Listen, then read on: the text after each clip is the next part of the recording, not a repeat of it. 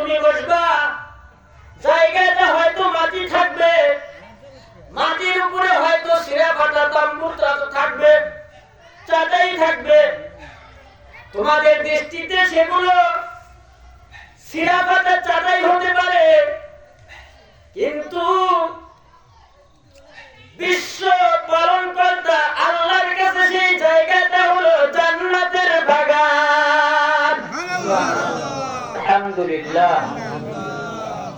আল্লাহ পাকের অশেষ মেহেরবানিতে জনাব লিয়াকত সাহেবের বাড়িতে আমরা আজকের এই গুরুত্বপূর্ণ ওয়াজ ও দুয়ার মাহফিলে আসতে পেরেছি। আল্লাহ আমাদেরকে আসার সুযোগ করে দিয়েছেন, এজন্য সকলেই শুকরিয়া আদায় করি আলহামদুলিল্লাহ।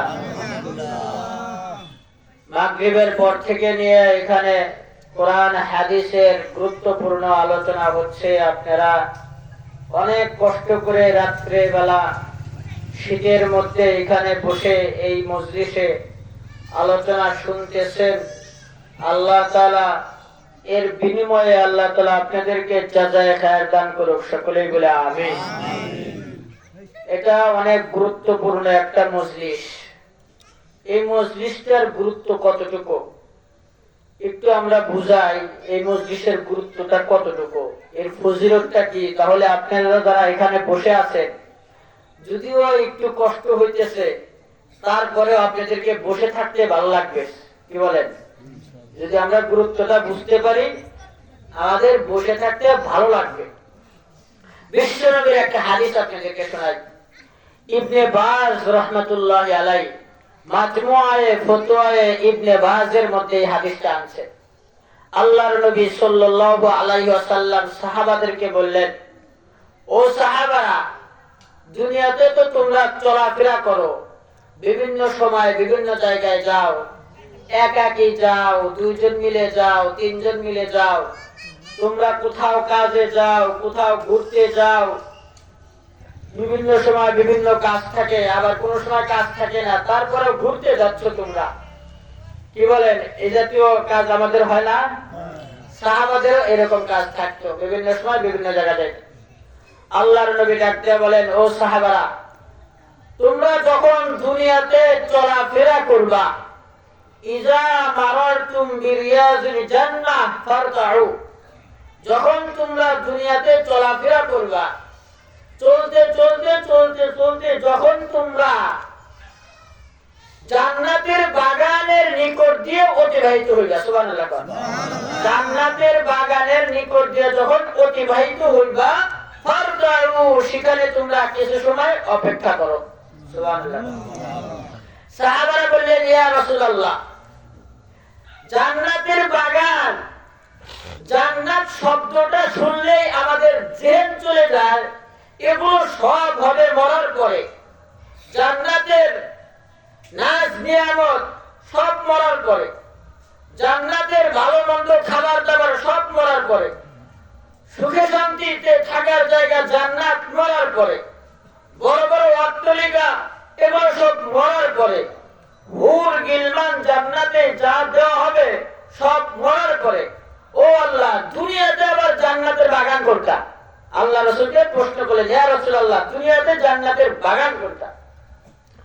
বিশ্বনবী ডাক দিয়ে বলেন, ও সাহাবারা,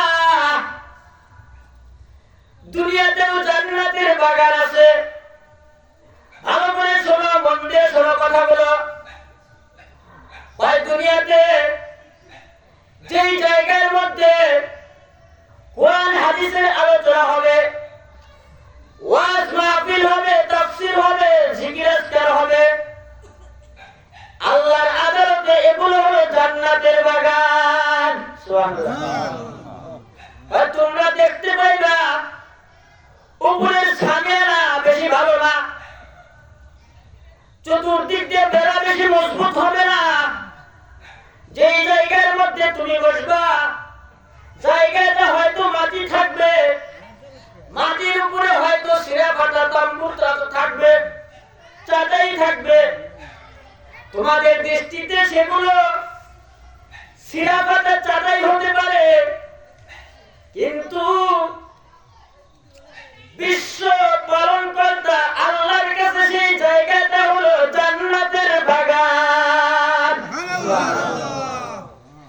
কোথায় বসে আছেন?